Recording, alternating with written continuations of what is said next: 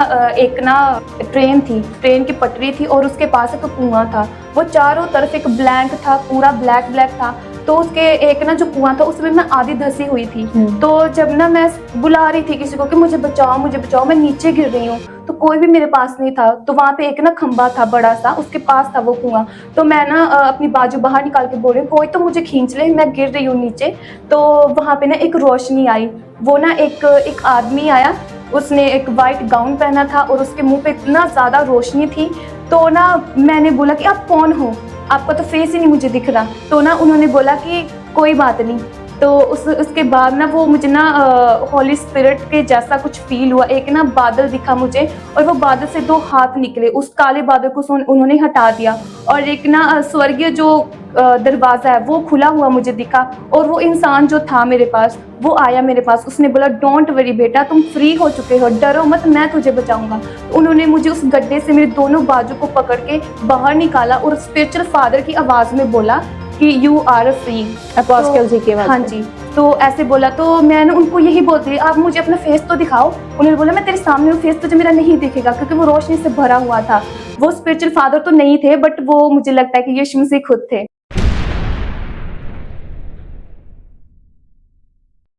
Praise the Lord everyone, सबको जय मसीह की। क्राइस्ट टीवी पर आपका बहुत वेलकम करते हैं। आज इस नए पॉडकास्ट में मैं आपको एक ऐसे गवाह से मिलवाने जा रही हूँ जिनकी जो लाइफ है वो खुद एक गवाही सुनने से चेंज हुई है। अक्सर जब हम मसीह में पुराने हो जाते हैं तो गवाहियों को इग्नोर कर देते हैं, लेकिन बाइबल का वचन बताता है कि दूसरों की गवाही हमारे लिए एक भविष्यवाणी है, हमारे लिए प्रोफेसी है। अगर हम किसी की टेस्टिमनी को सुनते हैं ध्यान से और अपने लिए आमीन बोलकर ग्रहण करते हैं और उस पर विश्वास करते हैं तो और धन्यवाद देते हैं, तो परमेश्वर हमारी जिंदगी में सेम उसी तरह काम करता है जैसे उस गवाह की जिंदगी में हुआ है। आज की गवाही कुछ ऐसी ही है कि जब उन्होंने किसी और की गवाही को सुना और परमेश्वर ने उनको उस मेंटल अटैक से, आत्महत्या के अटैक से, सारे बंधनों से छुड़ाया है और आज वो परमेश्वर के एक सेविका के रूप में परमेश्वर के कामों में अपना बहुत बड़ा योगदान दे रहे हैं। तो चलिए वेलकम करते हैं। जी, आपका बहुत बहुत स्वागत है क्राइस्ट टीवी पर।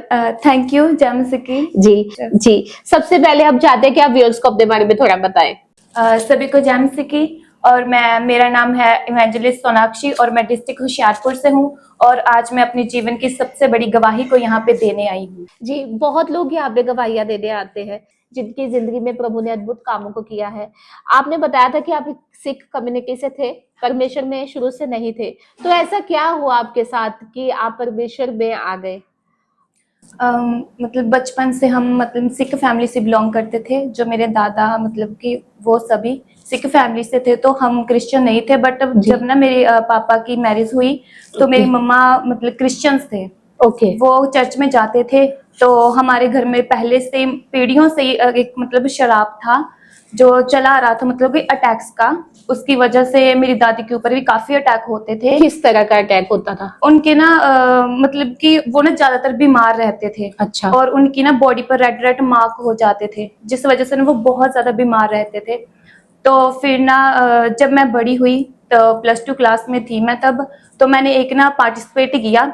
एक पंजाबी चैनल पे आता है एक शो, उसका नाम है किसमें कितना है दम। तो उसमें मैंने जब पार्टिसिपेट किया। किस पे किया पार्टिसिपेट? मैंने डांस में किया था। डांस पे। तो जब ना मैंने उस डांस में पार्टिसिपेट किया तो मैंने ना एक मेडल जीत के आई। तो मैं ना घर से भागी और जल्दी से अपने पापा को दिखाने गई। हमारे पास ही मेरे पापा काम कर रहे थे, तो मैंने उनको दिखाया कि पापा ये देखो मैंने ना एक मेडल जीत के लेके आया हूँ। तो वहाँ पे जो हमारे पड़ोसी थे उनको ना थोड़ी सी जेलसी फील हुई। तो उन्होंने मुझे बोला कि तू इतना कूद क्यों रही है, इतना खुश क्यों हो रही है, ये कोई तू सोने का मेडल थोड़ी ना लेके आई है। तो फिर उसके बाद ना मैं घर पे चली गई। तो फिर ना नेक्स्ट डे मेरी परफॉर्मेंस थी। तो जब मैंने परफॉर्मेंस दी तो उन्होंने मुझे बोला कि आपकी फर्स्ट पोजीशन आई है, तो आप घर पे जाना और कल आपका ना शो आएगा।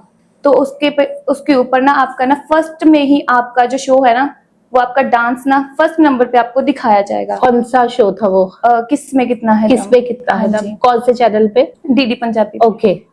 तो फिर ना जब मैं घर पे आई तो मैंने सबको ऐसा बताया, मैं बहुत खुश थी तब। तो जब मैंने सबको ऐसा बताया तो मेरी मम्मी ने ना हमारे आस पड़ोसी, हमारे रिलेटिव सबको बता दिया। तो ना नेक्स्ट डे जब ना सभी हमारे घर पे आ गए तो उन्होंने ना ऐसे बैठ कर ना देखना शुरू कर दिया। जब ना मेरा फर्स्ट नंबर पे मेरा शो आया तो ना उन्होंने देख कर ना कुछ टॉन्ट मारा। उन्होंने बोला कि इसके पापा पता नहीं कैसे है, इसको भेज देते हैं। तो हमारे बच्चों को तो वो नहीं भेजते, उनके पापा तो नहीं भेजते। और मेरी मम्मी ने आगे से बोला कि आप भी भेज दो, जेलसी क्यों कर रहे हो। तो उसके बाद ना फिर ना थोड़े दिनों के बाद ना मेरी दादी की डेथ हो गई। अच्छा। तो फिर ना मैं थोड़ा मतलब जिस दिन ना मेरी दादी की डेथ हुई थी तो उसके नेक्स्ट डे ही मेरा परफॉर्मेंस था, तो फिर उस वजह से मैं जा नहीं पाई उसमें। कैसे डेथ हो गई थी उनकी? ऐसे दुष्ट आत्मा के अटैक्स की वजह अच्छा। से वो बीमार होते थे। तो मतलब कि ऐसा नहीं था कि उनकी डेथ हो जाए, बट उनकी हो गई दुष्ट आत्मा की वजह से। उनके ना रेड स्पॉट्स, दुष्ट आत्मा उनके चारों तरफ रहती थी अच्छा। इस वजह से। तो उसके बाद मैं गई नहीं, पार्टिसिपेट नहीं हुआ मुझसे। आपके जो मदर थे वो बसी में थे, तो हाँ उनको तो जी। पता होगा ना इन चीजों के बारे में कि ये दुष्ट आत्मा के अटैक है। हाँ जी। तो क्या कभी वो दादी जी को चर्च में लेके गए? नहीं, बोलते तो थे पर वो शुरू में कुछ और अन्य जाति से बिलोंग करते थे तो इनका इतना ज्यादा विश्वास नहीं था। अच्छा। तो मेरी मम्मी शुरू से प्रार्थना में रहते थे। ओके। उनको मतलब कि उनके घर में यहाँ अपने ससुराल में आकर दुष्ट आत्माएं दिखती थी, वो तब भी प्रेयर्स में रहते थे। अच्छा। उन्होंने बोलना कि आप चर्च में जाओ तो वो इतने मतलब कि कॉन्सेंट्रेट नहीं करते थे चर्च की तरफ, कभी कभी जाते कभी कभी नहीं जाते थे। तो फिर उसके बाद जब मेरी दादी की डेथ हो गई तो जब मुझे ना उस शो को छोड़ना पड़ा तो मुझे थोड़ा सा टेंशन हुई। तो मैंने उनका जो हमारे पड़ोसी हैं उनका टॉन्ट याद किया कि उन्होंने मुझे ऐसा बोला था। तो मुझे ऐसा लगा कि शायद उन्होंने ऐसा बोला था तो मुझसे जाया नहीं गया। तो फिर उसकी टेंशन थी। उसके बाद जब दादी की डेथ हो गई तो उसकी टेंशन आ गई। तो उसके बाद मुझे ना दुष्ट आत्मा ने मतलब कि प्रभाव स्टार्ट हो गए दुष्ट आत्मा के। जी। तो जब मुझे वो अटैक होने शुरू हो गए तो जब दादी की डेथ होगी तो फिर ना उसके बाद थोड़ा ज्यादा डिप्रेशन में आ गई मैं। ओके। तो फिर मेरा स्टडी पर भी कोई कंसंट्रेट नहीं रहता था। तो मैं स्कूल में जाती थी तो वहां पे रोती रहती थी कि मेरी दादी की डेथ हो गई है।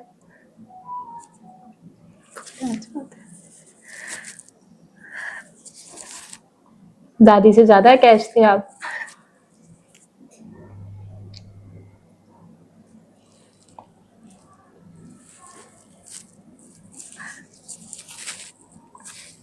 फिर उसके बाद जब फिर ना मुझे जादू टोने के अटैक मतलब कि मेरे ऊपर हो गए तो मैंने ना एक सूट नया सिलवाया था। जादू टोना आपको कैसे पता चला कि जादू वो टोना ना हुआ? मैंने एक मतलब कि नया सूट सिलवाया था। अच्छा। तो मैंने जिस जगह पे वो रखा था ना उस जगह पे वो था नहीं। हमने अच्छा। इतना ज्यादा ढूंढा, मैंने ऊपर ही रखा था बेड के ऊपर। तो बहुत ज्यादा ढूंढा, हमें मिला नहीं। हमने अपने ना घर की सेटिंग भी चेंज कर दी कि शायद कहीं मिल जाए, तो वो मिला नहीं। तो फिर उसके बाद फिर ना जो दुष्ट आत्मा है वो मेरे साथ मतलब रहने लग गई। फिर मुझे दुष्ट आत्मा के अटैक होने लग गए। तो जब ये अटैक होने लगे तो मुझे ना मेरी दादी मेरे सपने में दिखती थी। Okay. बट वो दुष्ट आत्मा थी। तो वो ना मेरे बहुत ज्यादा क्लोज थी। तो जब मुझ पर वो अटैक होने लगे, बट अकॉर्डिंग टू बाइबल में लिखा है कि जो इंसान मर जाता है वो हमारा अपना नहीं होता और शैतान उनका रूप लेकर हमारे पास आता है हमें डराने के लिए। जी। तो वो फिर ना मेरी दादी का रूप लेके मेरे पास आया। तो उसने मुझे ऐसा बोलना कि मैं तुझे अपने साथ ही ले जाऊंगा। तो जब वो मेरे मतलब दादी का रूप था तो वो मुझे बोलता था कि तू मेरे साथ कितना प्यार करती थी, तू अब नहीं रह सकती मेरे बिना, तू भी मेरे साथ चल। तो मैंने जब लेट जाना रात को, मैं डरती रहती थी। जब मैंने रात को लेट जाना तो उस दुष्ट आत्मा ने मेरे ऊपर आके ना लेट जाना। और जब मैंने ना आंखें खोली तो उसकी आंखें ना बड़ी बड़ी रेड कलर की मेरी ना आंखों से एकदम मेरी क्लोज होती थी वो। तो फिर मैंने ना डर जाना और मैंने ना आवाज लगानी पर किसी को मेरी आवाज नहीं सुननी। तो ना कभी कभी मेरी मम्मी जो थे वो जब रात को प्रार्थना करते थे तो उनको पता चल जाता था कि हाँ इसके ऊपर अटैक हो रहा है। तो उन्होंने मुझे ना अपने साथ ना लिटा लेना कि चल तू मेरे साथ लेट जा। तब दुष्ट आत्मा ने फिर से आना और मेरी मम्मी को बोलना कि मैंने तो इस लड़कियों को अपने साथ लेके जाना था, तू क्यों इसको अपने साथ लेटा रही है। क्योंकि मेरी मम्मी प्रार्थना करते थे, उनके ऊपर अटैक नहीं होते थे। तो फिर उसके बाद जब मैंने ना सुबह उठना तो मेरे शरीर पर भी रेड धब्बे पड़ने शुरू हो गए थे जैसे मेरी दादी के पड़ते थे। फिर वो दुष्ट आत्मा ने मेरे पास आना और मुझे बोलना कि मैं तुझे लेने आई हूँ, तू मेरे साथ चल। तो मैंने जाने से मना करना। तो फिर उसके बाद मेरे बॉडी पर रेड स्पॉट्स बनने शुरू हो गए। सेम अटैक आपको होने हाँ लगे जी, जो आपके जैसे दादी जी पर होते थे? हाँ जी, सेम अटैक होने लग गए। तो फिर मेरी दादी के साथ मतलब मैं कुछ ज्यादा ही क्लोज थी, तो फिर मैं डिप्रेशन में रहने लग गई। तो एक साया, एक आदमी का साया था जो मेरे कंधे के ऊपर हमेशा रहता था। अच्छा। तो जब मैं सुबह उठती थी और जब ना शीशे के पास जाती थी, तो वो काला साया मुझे ना शीशे में दिखता था। वो एक आदमी के रूप में था। जब मैंने ना चलना तो उसने मुझे धक्का देना और मैंने डर जाना। तो मम्मी ने मुझे पूछना कि क्या हुआ, ऐसा मेरे साथ रोज होता था। तो वो अटैक्स मेरे ऊपर बढ़ते गए। तो उसके बाद ना मुझे जो चीजें जैसे कांच की चीजें होती हैं, ऐसी चीजें, उनसे ना मुझे नफरत होने लगी धीरे धीरे। ओके। और उसके बाद फिर मुझे मेरी फैमिली के साथ भी नफरत होने लगी। तो ना फिर मैं चर्च, मतलब कि हम तो जाते ही नहीं थे, पर फिर भी हम हमारे मतलब मम्मी के कहने पर हमारे घर के पास ही एक चर्च था, उसमें जाते थे। पर वैसा कुछ नहीं था हमारी लाइफ में जैसा होना चाहिए। तो फिर जब हम जाते थे तो ऐसे सुन के आ जाते थे वापस। तो फिर वो अटैक मेरे ऊपर और बढ़ते गए, मैं डिप्रेशन में चली गई। और फिर मैंने ना शीशे में देखकर खुद ही से बातें करने लग जाना। और मेरे पास एक डॉल थी, मैंने डॉल्स के साथ ही खेलना और कभी किसी से भी बात ना करनी। तो मेरे पापा बोलते थे कि तू ऐसे चुपचाप क्यों रहती है, तू भी किसी से बात कर, जैसे बाकी हंसते हैं तू भी हंस। तो मैंने बोला कि मुझे आपके साथ किसी से भी बात नहीं करनी, मुझे नफरत हो गई है आप सबसे। तो उस वजह से ना मैं एक दिन ना जो मेरी बड़ी सिस्टर है, उन्होंने ना एक ना कांच की चूड़ियां पहनी थी। तो मुझे ना वो जब ऐसे झाड़ू लगा रही थी वो, तो जो उसके हाथ से छन छन की आवाज आ रही थी, मुझे इतना ज्यादा गुस्सा आ रहा था ना उस आवाज को देख के। तो वो ना मेरे सामने थी, वो ना मुझे देख रही थी, वो मुझे बोल रही थी कि तुम मुझे ऐसे क्यों देख रही है, मुझे तुझसे डर लग रहा है। तो अच्छा। मैंने बोला कि अपना हाथ पीछे कर ले, मुझे ना कुछ हो रहा है तुम्हारे हाथ की तरफ देख के। मतलब कांच देख के आपको गुस्सा आता हाँ, था? गुस्सा आ जाता था। तो उस वजह से ना मैंने अपने घर की काफी चीजें तोड़ फोड़ दी जो कांच की थी। ओके। कप भी तोड़ देने, बॉटल्स तोड़ देनी। अच्छा। फिर मैंने ना अपनी सिस्टर का वो हाथ पकड़ के ना जोर से मार दिया। तो उसके ना हाथ से वो चूड़ियां टूट गई और उसके हाथ से दीवार ब्लड में मार निकलना, दिया? हाँ जी, ब्लड निकलना शुरू हो गया। तो फिर ना इस तरह अटैक बढ़ गए मेरे ऊपर। तो फिर ना गांव में ऐसा हो गया था, लोगों ने बोला कि ये लड़की सबसे ज्यादा बदतमीज है। मेरी ना हर एक के साथ झगड़ा हो जाना, हर एक के साथ मैंने बदतमीजी से बोलना। अपने मदर फादर को पहले मैं बहुत डरती थी, बट उस दुष्ट आत्मा के अटैक की वजह से तो मेरे मतलब मेरे अंदर में उनके लिए एक ना नफरत सी भर गई थी। तो मैंने उनको बोलना कि आप मेरे पास मत आओ, अगर आप आए ना तो मैं आपको मार डालूंगी। मैंने कुछ भी उठाना और उनकी तरफ फेंक देना। इस वजह से मेरे भाई बहन, मेरी फैमिली सभी बहुत ज्यादा मतलब कि टेंशन में थे कि इसको हो क्या गया। स्कूल जाते थे आप तब? स्कूल मैं तब जाती थी, पर उसके बाद मेरी +2 थोड़ा सा कंप्लीट हो गई थी बाद में। फिर मैंने पढ़ाई, इस वजह से मेरी पढ़ाई भी छूट गई थी। तो क्योंकि इस अटैक की वजह से मैं किसी से बात नहीं करती थी, लड़ाई झगड़ा करती थी, इस वजह से मैं स्कूल भी नहीं जा पाती थी। तब ना मेरा माइंड एकदम ब्लैंक हो गया था। जैसे अब मुझे कलर्स दिख रहे हैं ना, जैसे पिंक, ग्रे, ऐसा कुछ भी, बट उस टाइम मुझे सिर्फ रेड और ब्लैक ही कलर दिखता था हमेशा। और मेरा दिमाग ऐसा था कि मैंने कभी पढ़ा ही नहीं है, कुछ भी नहीं आता था, मुझे बोलना तक नहीं आता था, इसलिए मैं गुमसुम चुपचाप रहती थी। और मैंने शीशे में देखकर अपने आप से बातें करने लग जाना। और मेरे भाई ने बोलना कि मम्मी ये दीदी देखो क्या कर रही है, तो ये खुद से ही क्यों बातें कर रही है। मैंने उसको ना मारने लग जाना कि तू मेरे पास क्यों आ रहा है, मुझे तुमसे नफरत है, जबकि वो हमारा सिर्फ एक ही भाई है। पर उस वजह से ना ऐसा था कि मेरा मन करता था कि मैं उसको भी मार दूं।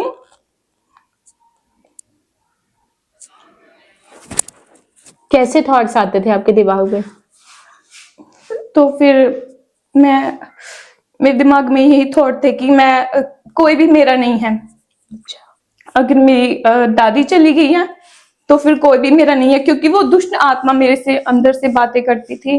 तो फिर ना जब मैंने ऐसे बैठना, सभी ने सो जाना, मैंने भी सो जाना, पर ना मैं आधी रात को उठती थी और ना उठकर अपने बाल पूरे ऐसे खुला करके, तो जैसे दुष्ट आत्माएं करती हैं वैसे करने लग जाती थी और सबको ऐसे देखती थी कि जैसे मैंने इनको मार ही देना है। तो रात को मेरी मम्मी उठ के प्रार्थना करती थी, तो उन्होंने मुझे बोला कि तू रात को ऐसे करती है। तो सुबह जब उन्होंने मुझे बताना ना कि मैं ऐसे कर रही थी, मैंने बोला नहीं, आप खुद से ही ऐसे बोल रहे हो, मैं ऐसा कुछ नहीं करती, आप ऐसे मुझे बदनाम कर रहे हो। तो फिर ना सभी के साथ मेरी नफरत बढ़ती गई, मम्मी पापा भाई बहन सबसे मेरा झगड़ा ही होता था। तो फिर ऐसे ही ना मुझे मतलब कि चर्च में जाना बिल्कुल भी पसंद नहीं था। पास्टर्स उनको देख के मुझे बहुत ज़्यादा गुस्सा आता था। तो फिर ना एक दिन मेरा बहुत झगड़ा हो गया घर पे, तो मैंने बोला कि मैंने ना आपके साथ रहना ही नहीं है। आप मेरे कोई माँ-बाप नहीं हो, भाई-बहन नहीं हो, आप मेरे दुश्मन हो, आप तो बस मुझे मारना ही चाहते हो। तो इस वजह से हमारे घर में बहुत झगड़ा, कलेश रहता था और पापा दारू भी पीने लग गए, तो इसकी वजह से और ज़्यादा झगड़ा होने लग गया हमारे घर में। तो उसके बाद ना मैंने अपने एक रिलेटिव्स को फ़ोन किया, उन्होंने बोला कि मैंने इनके साथ नहीं रहना, आप मुझे आओ और ले जाओ अपने पास। तो वो आए और मुझे ले गए। तो फिर ना मुझे पास्टर्स के साथ बहुत ज़्यादा नफरत थी। मैं नहीं चाहती थी कि मैं चर्च में जाऊँ या हमारे घर से कोई भी चर्च में जाए। तो मैं इनको हमेशा रोकती थी चर्च में जाने से। और जब मैं चली गई ना, इन्होंने एक पास्टर को अपने घर बुलाया और उन्होंने ना सब मेरी बातें बताई उनको कि हमारी लड़की पहले बहुत मतलब कि शार्प थी, पढ़ाई में तेज थी, सबसे बातें करती, हंसती थी, बट अब वो ऐसी नहीं है, वो सारी चेंज हो गई है। तो उन्होंने बोला कि अपनी ना बेटी की मुझे कुछ बातें बताओ और एक फोटो दिखा दो। तो उन्होंने ऐसे ना देखी और प्रार्थना की, तो उनको प्रार्थना में पता चल गया कि इसके ऊपर एक जादू टोने का अटैक हुआ है। तो जब मेरे ऊपर वो जादू टोने का अटैक होता था, तो मैंने ना जब ऐसे अकेली बैठी रहना, तो मेरे मन में आना कि मैं कच्चा मांस खाऊं या फिर मैं किसी का ब्लड पी जाऊं। तो ना फिर मुझे ना इन सबसे नफरत होने लग गई थी। तो जब मैं अपने रिलेटिव्स के पास चली गई, तो वहां पे ना उन्होंने जब ना पीछे से एक पास्टर को बुलवाया, तो उन्होंने बताया कि आपकी लड़की के ऊपर एक ना जादू टोने का अटैक हुआ है, उसके पाँव की मिट्टी उठा ली गई है और उसका एक ना सूट है जो नया उसने बनवाया था, उसको ना किसी ने उठा लिया है जादू टोना करने के लिए। तो तब मेरी मम्मी को याद आया कि उसी सूट को ना वो ढूंढ रही थी, तो वो सूट तो उसको मिल ही नहीं रहा था। तो उन्होंने बोला कि वो सूट आपको नहीं मिलेगा क्योंकि वो जादू टोने वाले ने ना उसको उठाकर को और उसके ऊपर ना अटैक कर दिया है जादू टोने दुष्ट आत्मा का। और उन्होंने आपकी लड़की के ऊपर एक बदनामी की, एक सुसाइडल और एक पागलपन की स्पिरिट लगाई है, जिसकी वजह से उसको ना उसका पूरा दिमाग ब्लैंक हो गया, उसको कुछ समझ नहीं आता, उसको उसकी स्टडी भी पूरी भूल गई है। तो उसके बाद ना जब उन्होंने बोला, तो उन्होंने उस पास्टर जी ने ऐसा बोला कि आप ना खामरा चर्च में जाया करो। तो मेरी मम्मी ने बोला कि हमें ना खामरा चर्च का पता तो है, बट हम कभी जाते नहीं। तो उन्होंने बोला कि आप ना खामरा चर्च में जाना और ना वहां पे जाकर आपकी बेटी की जितनी ज्यादा बदनामी हो चुकी है इस गांव में, उतनी ही ज्यादा दुगनी ब्लेसिंग के साथ ऊपर जाएगी। तो फिर उसके बाद जब उन्होंने मुझे फोन करके बोलना कि हम ना तुझे चर्च में लेके जाएंगे, तो मुझे बहुत ज्यादा गुस्सा आना कि मुझे किसी भी चर्च में नहीं जाना। तो उसके बाद ना खामरा चर्च का धारीवाल में एक क्रूसड हुआ था, तो वहां पे वो गए थे ना, वहां पे उन्होंने अपोस्टल जी को देखा और उन्होंने बोला कि वहां पे ना एक पास्टर है जो ऐसे प्रार्थना करते हो तो दुष्ट आत्माओं से लोग आजाद होते हैं। तो जब ना मुझे ये पता चला कि ये एक क्रूसड में गए थे, तो मैंने इनसे पूछा कि कैसे थे वो पास्टर जी। तो इन्होंने मुझे बोला कि वो ना बहुत अच्छे थे और जब वो प्रार्थना करते तो लोग दुष्ट आत्माओं से आजाद होते हैं। तो फिर जब मैंने इनकी बातें सुनी, तो मैंने जो हमारे स्पिरिचुअल फादर हैं अपोस्टल अंकुर नरूला जी, उनका विरोध करना शुरू कर दिया और मैंने बोला कि वो ऐसा कोई भी पास्टर नहीं है कि जिसको एक बार ही देख के लोग आजाद हो जाते हैं। तो फिर ना जब मैंने इनकी ये बातें सुनी, तो मुझे और ज्यादा गुस्सा आना, अंकुर नरूला फादर का ना मैंने विरोध करना शुरू कर दिया और मैंने ये बोलना शुरू कर दिया कि वहां पे ना वो ना काला जादू करते हैं, जो लोग एकदम से ठीक हो जाते हैं, मुझे वहां पे नहीं जाना। पर इन्होंने मुझे बहुत फोर्स करना, पर मैं नहीं जाती थी। तो इन्होंने ना जो पास्टर हमारे घर में आए थे, उनके कहने पर एक दिन गए खामरा चर्च में और वहां पे जाके ना इन्होंने मीटिंग अटेंड की और इनको बहुत ज्यादा अच्छा लगा और इनको विश्वास हो गया कि हमारी बेटी भी यहाँ से ठीक हो जाएगी। तो तब उस दिन अंकुर नरूला फादर जी आए थे और उन्होंने बोला कि आप अपने बच्चों की फोटो लेके आया करो चर्च में, और जब आप चर्च में आओगे तो तब आप ना अपने बच्चों की फोटो पर हाथ रख के प्रार्थना करना। तो फिर जो मेरी मम्मा थे वो क्रिश्चियन फैमिली से बिलोंग करते थे और वो प्रभु को पूरी तरह से जानते थे, वो प्रार्थना करते थे। तो फिर ना उस दुष्ट आत्मा के अटैक की वजह से मैं आपको सबको ये बताना चाहती हूँ कि जब वो दुष्ट आत्मा के अटैक मेरे ऊपर थे तो मैंने नशा करना शुरू कर दिया था। तो तब मेरे पापा मतलब कि दारू पीते थे। तो जब वो घर पे कोई भी नहीं होता था तो मैं उनकी दारू निकाल कर पी लेती थी। और अगर मुझे कहीं पर भी ऐसे बीड़ियां गिरी हुई मिल जानी तो मैंने उसको उठाकर ऐसे पीना शुरू कर देना। और ये बात मैंने कभी किसी को नहीं बताई थी। आज मैं फर्स्ट टाइम इस बात को बता रही हूँ इस टेस्टमनी में। तो उसके बाद जब ये अटैक मुझ पे बढ़ने लगे, फिर जब मेरी मम्मा चर्च में गए मेरी फोटो लेके, तो तब अपोस्टल जी ने बोला कि अपने बच्चों की फोटो पर प्रार्थना करो जी। और जब आप ये प्रार्थना रिसीव कर लोगे तो आपके बच्चे हैं जो आपको मतलब छोड़ के चले गए हैं, वो खुद बोलेंगे कि मम्मा मुझे भी चर्च में जाना है और मुझे लेने आ जाओ। तो फिर उसके बाद ना जब उन्होंने ये प्रार्थना रिसीव कर ली और वो घर पे चले गए, तो मुझे ना जब मैं अपने रिलेटिव्स के पास रहती थी तो मुझे पता नहीं क्या हुआ, मैं अपने माता पिता को मतलब देखना भी पसंद नहीं करती थी, अपने भाई बहन से बात करना भी पसंद नहीं करती थी। तो जितना टाइम मैं वहां पे रही मैंने एक बार भी अपने मम्मा पापा से किसी से बात नहीं की। कितना टाइम रहे थे आप वहाँ पे? 2-3 महीने 2-3 मतलब हो महीने। गए थे मुझे। तो जहाँ पे आप रहते थे उन्होंने नहीं कहा, समझाया आपको? नहीं, उन्होंने नहीं समझाया। उन्होंने ऐसा बोला था, मेरी मम्मी को बोला था कि हमारे यहाँ पे ना अन्य जगह है, अच्छा। वहां पे आपकी लड़की को लेके जाते हैं, ओके। जो इसके अंदर दुष्ट आत्मा है वो ठीक कर देगा। तो मेरी मम्मा तो चर्च से पहले से जुड़े थे, वो बॉर्न क्रिश्चियन थे, तो उन्होंने बोला कि नहीं हम नहीं लेके जाएंगे इसको।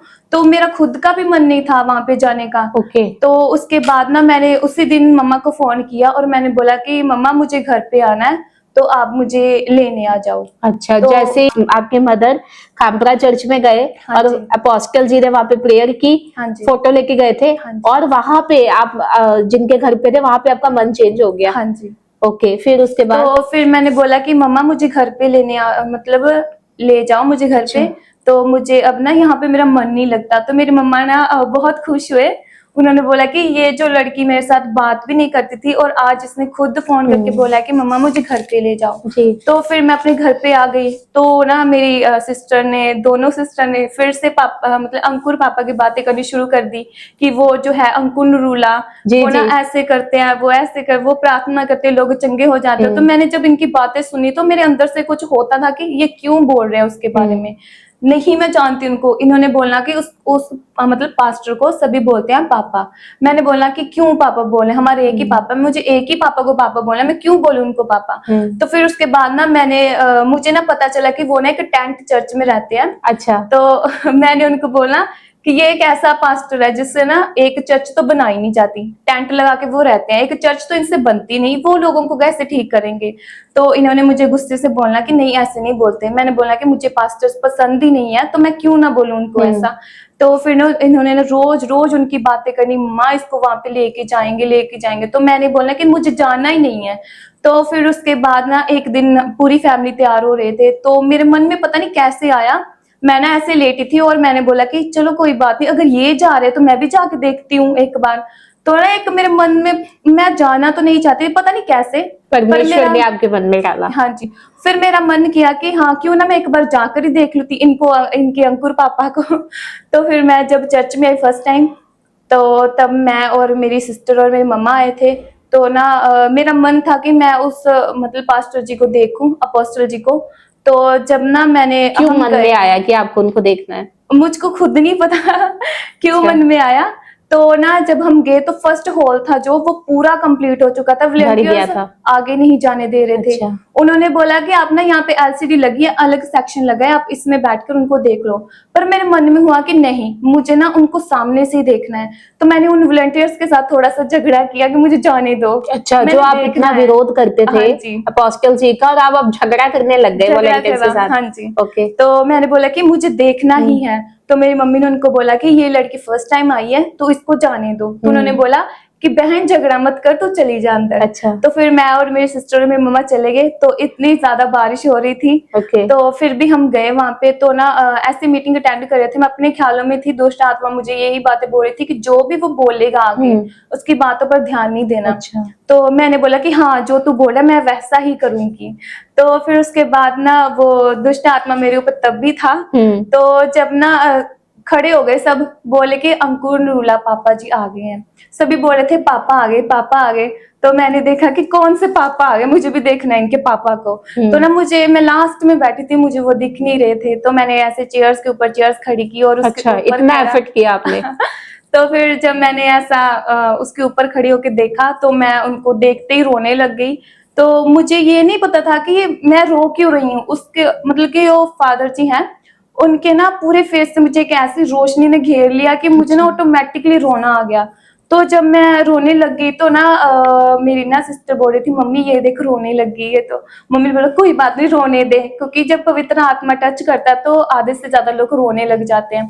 तो फिर मैं ना ऐसे रोने लग गई। तो फिर मैंने उनको जब देखा तो उन्होंने बोला कि लास्ट में आप जो नए आए हो और आपको एक गिफ्ट मिलेगा और आप ना प्रार्थना के एक फॉर्म फिल करोगे। तो हमने ना प्रार्थना का वो फॉर्म फिल कर दिया। तो मेरी मम्मी ने मुझे पूछा कि तूने क्या लिखा है प्रार्थना के फॉर्म के ऊपर। मैंने कुछ नहीं लिखा था, ऐसे ही मैंने लिख दिया था। तो मैंने ना उसमें छुटकारा नहीं लिखा था, तो फिर भी मेरे मुंह से ये वर्ड निकला कि मम्मी मैंने बोला कि मेरा छुटकारा हो जाए। मुझे नहीं पता था छुटकारा होता क्या है जी। और फिर उसके बाद हम घर चले गए। फिर नेक्स्ट टाइम जब हम आए तो ना वहां पे ना एक गवाही हो रही थी।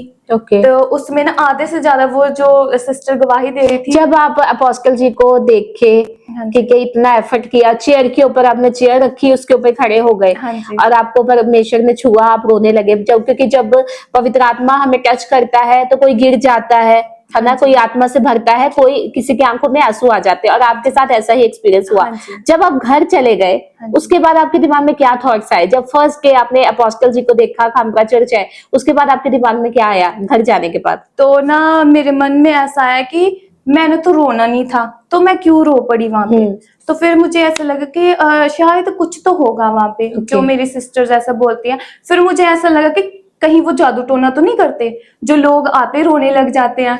तो फिर ना उसके बाद मैंने सोचा कि मैं नेक्स्ट टाइम फिर जाऊंगी, फिर मैं देखती हूँ, मैं रोती हूँ वहां पे। ओके। फिर जब मैं ना नेक्स्ट टाइम आई अपनी मम्मा के साथ, तो ना मैं वहां पे ऐसे बैठी थी, तो वहां पे एक सिस्टर की ना गवाही वीडियो टेस्टमनी आ रही थी। तो उस सिस्टर का ना आधे से ज्यादा हाल मेरे जैसा ही था। तो ना फिर मेरी मम्मी ने बोला कि वो देख वो लड़की है ना जो, वो भी तेरे जैसी थी। तो उसके बाद ना मैंने उस सिस्टर की टेस्टमनी को देखा कि उसको भी एक ना सुसाइडल स्पिरिट ने घेरा हुआ था। अच्छा। इसी तरह से मुझे भी, जब मैं मसीह में नहीं थी, तो मुझे एक स्पिरिट ने घेरा हुआ था जो मुझे ना सुसाइड करने के लिए बोलती थी। तो मैंने कई बार सुसाइड करने की कोशिश की। एक बार मैंने ना पूरी एक मुट्ठी भर के एक्सपायर मेडिसिन खा ली। मुझे लगता था कि शायद मैं इसके साथ मर जाऊंगी, तो मेरा मन ही नहीं करता था इनके साथ रहने का। तो उसके बाद ना मैंने एक बार वो जानवरों का पॉइजन खा लिया। मुझे लगा शायद मैं इसके साथ मर जाऊंगी, तब भी मुझे कुछ नहीं हुआ।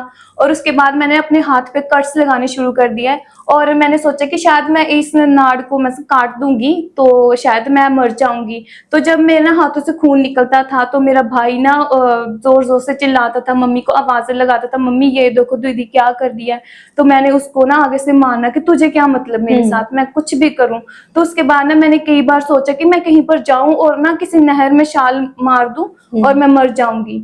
तो उसके बाद ना मैंने कई बार अपने घर का दरवाजा बंद कर देना और मैंने ना पंखे के साथ लटकर सुसाइड करने की कोशिश करनी। तो वो जो वीडियो टेस्टमनी में था तो वो सिस्टर भी ऐसा सेम करती थी। तो मतलब आपने इतनी बार सुसाइड करने की कोशिश की लेकिन आपको हुआ कुछ नहीं? हुआ कुछ नहीं, क्योंकि परमेश्वर की प्लानिंग कुछ अलग थी मेरी लाइफ में। जिसके ऊपर प्रभु की प्लानिंग होती है, जैसे यूसुफ के ऊपर थी, दाऊद के ऊपर थी। शैतान बहुत कोशिश की थी उनको भी मारने की, उनकी योजना से अलग करने की। वैसे ही आपके ऊपर परमेश्वर की योजना है। अब जिस चर्च का आप विरोध करते थे, जिस फादर का आप विरोध करते थे, उन्हीं की चर्च में आपने क्वायर में काफी साल तक सेवा की है। जी। फिर उसके बाद क्या हुआ? फिर उसके बाद ना मेरी मम्मा ने बोला कि इस टेस्ट, तो ना पापा बोलते थे कि जब हम किसी टेस्टमनी को सुन के उसके ऊपर आमीन बोलते हैं ना, तो वो सेम हीलिंग, वो सेम डिलीवरेंस हमारी लाइफ में भी अपोस्टल जी बोलते थे। हाँ जी। तो फिर ना मेरी मम्मी ने बोला कि तू भी आमीन बोल। मैंने बोला मैंने नहीं बोलना, क्योंकि वो दुष्ट आत्मा मुझे गाइड करता था तब भी। तो फिर मैंने नहीं बोला। तो फिर मेरी मम्मी ने मुझे धक्के से बोला कि तू बोल आमीन। मैंने आमीन बोल दिया। तो वो तभी से वो टेस्टमनी ना मेरे आसपास घूमने लग गई। तो फिर उसके बाद ना जब अपोस्टल जी आए तो उन्होंने ना प्रीच कर रहे थे और ना उन्होंने बोला कि एक ना हम एक सॉन्ग पे ना नाचेंगे। अच्छा। तो उन्होंने ये सॉन्ग था यार अंदा यार मेरा यीशु।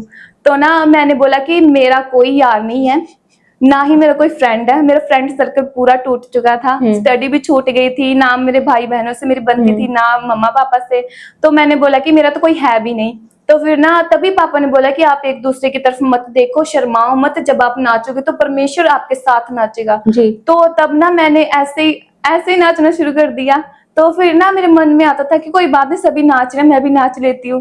तो मैंने ऐसे ही नाचना शुरू कर दिया। तब उन्होंने एक प्रीच किया और उनके बाद उन्होंने ये वर्ड बोले कि जो हमने जो ये सॉन्ग पे डांस किया है ना, कि परमेश्वर के अलावा हमारा कोई भी दोस्त नहीं है। अगर हम किसी को बोलेंगे ना कि हमारे लिए मर जाओ, क्लोज से क्लोज को भी, वो हमारे लिए नहीं मरेगा। बिल्कुल। पर प्रभु यीशु मसीह हमारे लिए मरे हैं, इसलिए जी। वो ही हमारा यार है। और मतलब जी उठे हैं फिर हाँ, से। जी उठे हैं वो।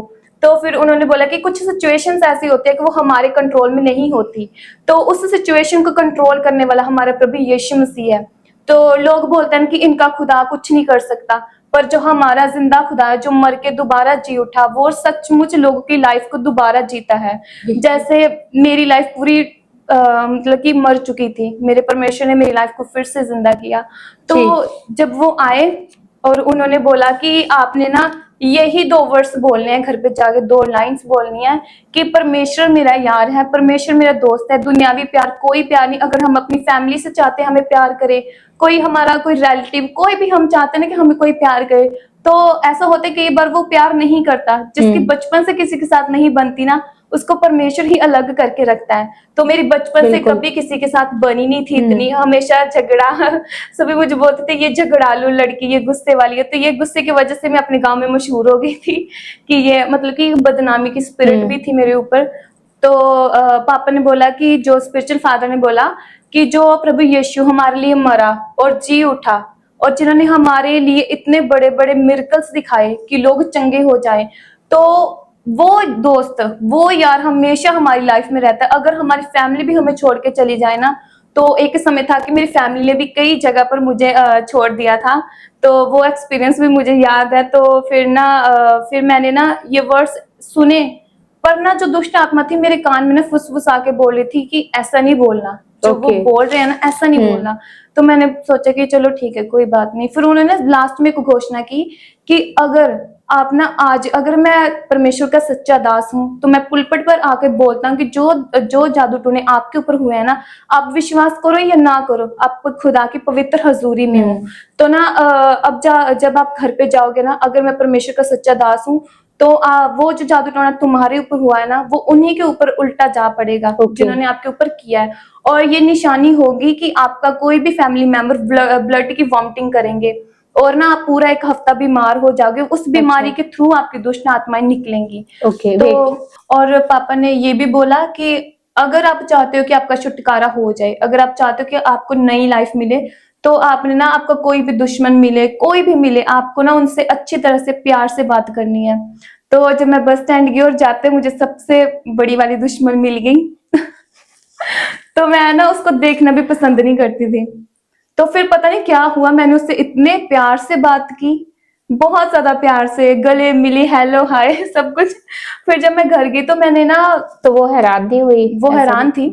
उन्होंने बोला कि ये तो कभी बात ही नहीं करती, तो इसने आज मुझसे कैसे बात कर ली। मैंने बहुत प्यार से बात की। तो जब मैं ना अपने बस स्टैंड पे पहुंची, तो वहां पे ना मेरे पापा आए थे हमें लेने के लिए, तो वो ना ब्लड की वॉमिटिंग कर रहे थे। तो तब हमें ना वो अपोस्टल जी की वो बात याद आई कि उन्होंने बोला कि ये निशानी होगी ब्लड की वॉमिटिंग। तो ना मम्मा ने बोला कि शायद हमारे घर का ना डिलीवरेंस शुरू हो गई। तो हम ना जब घर पे चले गए, तो ना फिर पूरी रात मुझे ना नींद ही नहीं आई। एक वर्ड जो पापा ने बोला था, वो वर्ड मेरे चारों ओर घूम रहा था। जैसे मैं आपसे बात कर रही हूँ ना, वो चीज मुझसे ऐसे बात कर रही थी कि वो मुझे ऐसे बोलती थी कि बोल, परमेश्वर ही मेरा प्यार है, बोल। मैंने बोला नहीं, मुझे नहीं बोलना, तुम क्यों ऐसे बोल रहे हो। मैंने ना रात को उठ उठ के 12 बजे 1 बजे मम्मा से बोला कि मम्मा आप बोल रहे हो ऐसे, मैंने नहीं बोलना। तो मैंने अपने ना कानों के चारों ओर तकिए लगा दिए कि ये आवाज क्यों नहीं जा रही, ये रियल में मुझे आवाज आ रही है। तो मैंने उनसे पूछा कि क्या आपको भी आवाज सुनाई दे रही है। उन्होंने बोला कि नहीं, हमें नहीं सुनाई दे रही, तू सो जा। तो मुझे नींद ही नहीं आ रही थी, वो आवाज मुझे ऐसे बोली जा रही थी कि, तो ना मैं पूरी रात सोई नहीं, मैं बोलती नहीं थी। मतलब किसकी आवाज थी? पता नहीं, वो शायद एक पवित्र आत्मा की आवाज थी जो मुझे ऐसे बोलने के लिए मजबूर कर रही थी। तो फिर ना उसके बाद मैं पूरी रात सोई नहीं, और सुबह के जब 4 बजे ना, तो मैंने ना बहुत ज्यादा तंग हो गई उस आवाज से। तो मैंने बोला कि हाँ चलो मैं बोलती हूँ कि परमेश्वर ही मेरा प्यार है, दुनियावी प्यार कोई मेरे प्यार नहीं है। तो तब मुझे ना एक बहुत जोर का झटका लगा और मुझे ऐसा लगा कि पता नहीं मैं कहाँ पे आ गई हूँ। तो फिर ना जब मुझे वो ना 10-15 मिनट की नींद आ गई, जो मैं पूरी रात नहीं सोई थी। तो जब मुझे वो नींद आई तो मुझे ऐसा फील हुआ कि मेरे चारों तरफ कोई खुशबू है, कोई फ्लावर्स है, कोई बाग है। जब मैंने ना मुझे ना फीलिंग आ रही थी, वो सर्दियों के दिन थे, तो ना मैं ये फील कर रही थी, मैंने सोचा कि मैं तो एक रूम में सोई थी, यहाँ पे हवा कैसे आ गई।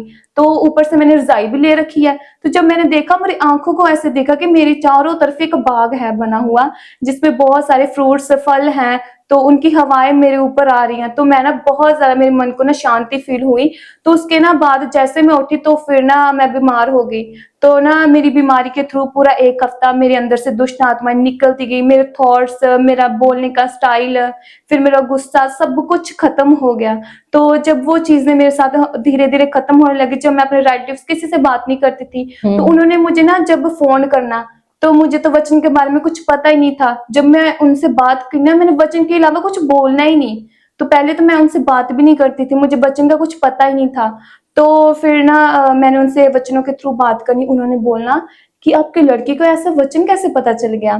तो जिनके पास मैं चली गई थी, रहने चली गई थी ना, उन्होंने जब मुझे देखा बाद में, उन्होंने बोला कि वो ना अपने घर पे गया जल्दी से भागकर। उन्होंने बोला वो जो लड़की है ना, वो पूरी तरह से चेंज हो गई, वो कोई पंजाबी सॉन्ग नहीं सुनती, वो पहले पंजाबी सॉन्ग के ऊपर लगी रहती थी, कोई रील्स नहीं बनाती, वो परमेश्वर की बातें करती रहती है। जब वो फोन खोलती है तो वचन ही पढ़ती है, प्रार्थना करती है, हमेशा बाइबल अपने साथ ही रखती है।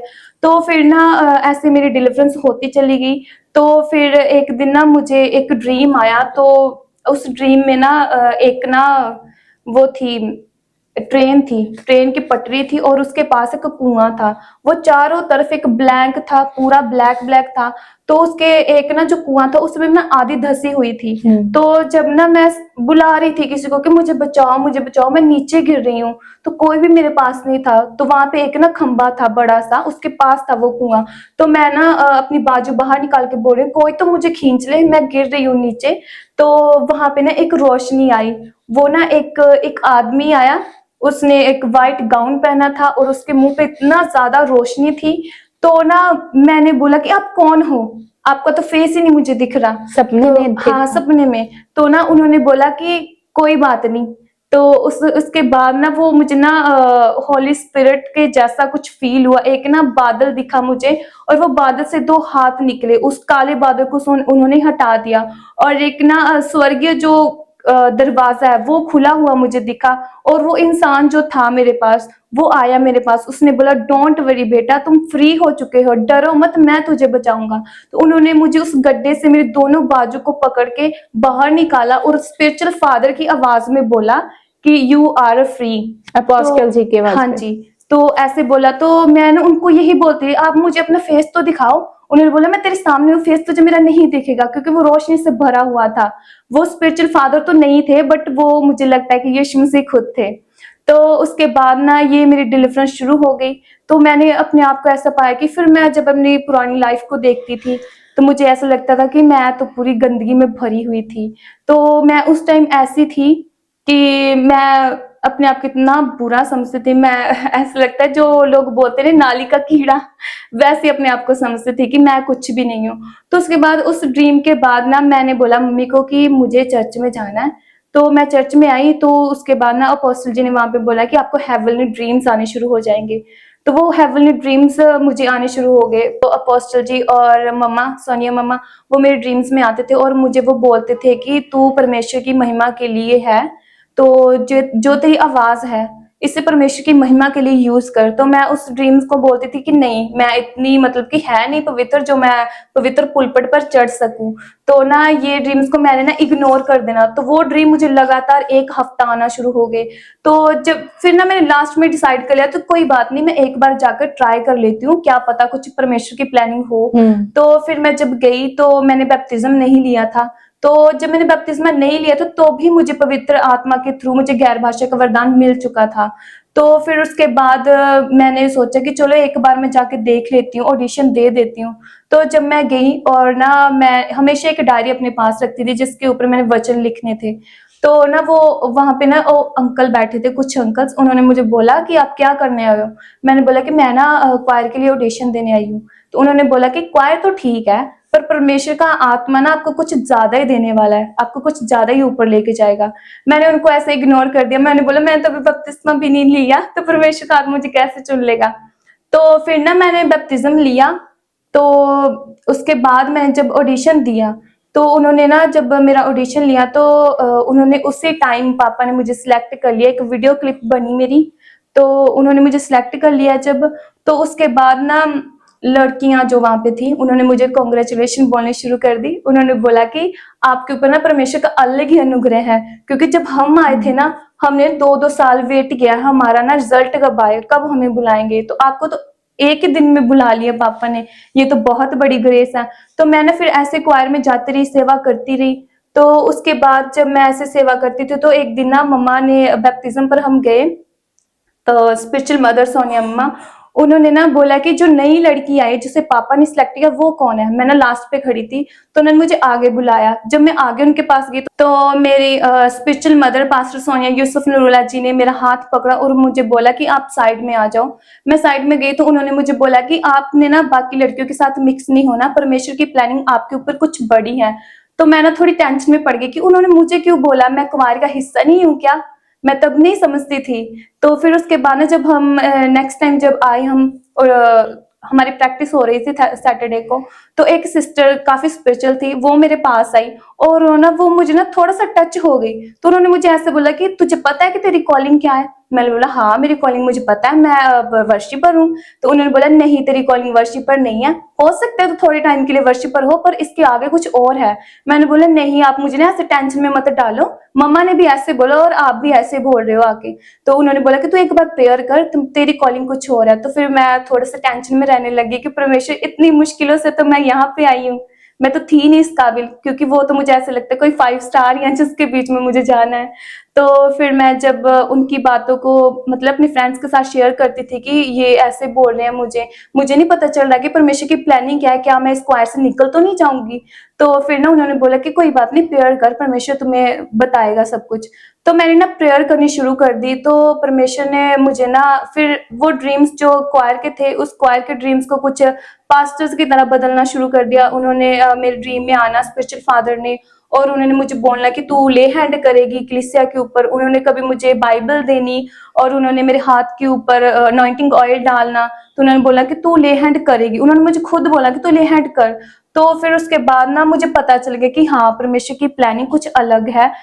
तो फिर मुझे ये था कि मुझे पास्टर नहीं बनना, क्योंकि लोग बोलते हैं ना कि पास्टर अपने घर को चलाने के लिए चंदा इकट्ठा करते हैं। पहले की बातें थी, अभी हाँ तो जी, बदल पहले गए। ये बातें बोलते थे। हाँ तो जी। फिर ना मुझे ना एक ड्रीम आया कि ना मैं इतनी ज्यादा टेंशन में थी, तो ना सुबह उठ के मुझे ना क्वायर के लिए तैयार होना था। ओके। तो मुझे ना सैटरडे सुबह को एक ड्रीम आया कि ना मम्मा जो है वो मेरे सिर पर ना ऑयल लगा रहे हैं और बोल रहे हैं कि डोंट वरी, जो भी तुम ऐसे सोचते हो वैसे है नहीं, आपके स्पिरिचुअल फादर भी तो हैं। तो ना जब मैं ये ड्रीम को देखा तो और ना सुबह जब मैं उठी तो एकदम मेरा दिमाग पूरा हल्का था, मेरी पूरी टेंशन दूर हो चुकी थी। तो जब उठ के क्वायर में गई तो उसी टाइम जो हमारे स्पिरिचुअल फादर हैं उन्होंने ना सोनिया मम्मा को बोला कि चलो क्वायर के ऊपर ले हैंड करो। तो उन्होंने मेरे मतलब सब अलग अलग चीजें मांगते थे परमेश्वर के। जब ना ऐसे मम्मा पास पास आ रहे थे तो लोग बोले थे परमेश्वर मेरी हीलिंग हो जाए, परमेश्वर ऐसा परमेश्वर वैसा। मैंने बोला परमेश्वर मुझे तेरा पवित्र आत्मा चाहिए, तो जब तेरा पवित्र आत्मा मेरे ऊपर आएगा तो मुझे हर चीज मिल जाएगी, जो ये टेंशन मेरे दिमाग में है ये दूर हो जाएगी। तो जब वो पवित्र आत्मा मुझे मिला, मम्मा ने मेरे सर पर हाथ रखा तो मैं गिर गई और वो पवित्र आत्मा से मैं भर गई। तो उसके बाद मुझे पवित्र आत्मा गाइड करना शुरू हो गया। तो जो मेरे साथ जो सिस्टर्स थी उन्होंने अपनी सारी प्रॉब्लम्स मेरे साथ शेयर करनी और उन्होंने बोलना कि तू जो बोलती है ना वो सही बोलती है। मैंने बोला मैं तो कुछ नहीं बोलती, वचन के बीच में से बोलती हूँ। तो उन्होंने मुझे बोला कि तेरी कॉलिंग सच्ची में एक पास्टर की है। तो मैंने सोचा कि ये शायद हो सकता है परमेश्वर। मतलब आपकी गवाही को मैं सुन रही हूँ, पहले आपने बोला था कि कौन से पापा है, मेरे सिर्फ एक ही पापा, अभी आप खुद पापा मम्मा बोलने लग गए। हाँ जी जी। तो फिर उसके बाद ना मैंने सोच लिया कि हाँ मुझे पास्टर ही बनना है। मतलब परमेश्वर आपको बता रहा था लोगों के द्वारा और सपनों के द्वारा आपकी कॉलिंग के बारे में। हाँ जी। तो मतलब जब मैं कुंवार में थी ना तो मैंने जिधर भी जाना मुझे मतलब को जो मुझे जानते भी नहीं थे ना उन्होंने भी मुझे ऐसे बोला सिस्टर आप पास्टर हो। मुझे ना चिढ़ आती थी, मैंने बोला मैं पास्टर नहीं मैं कुंवार में हूँ।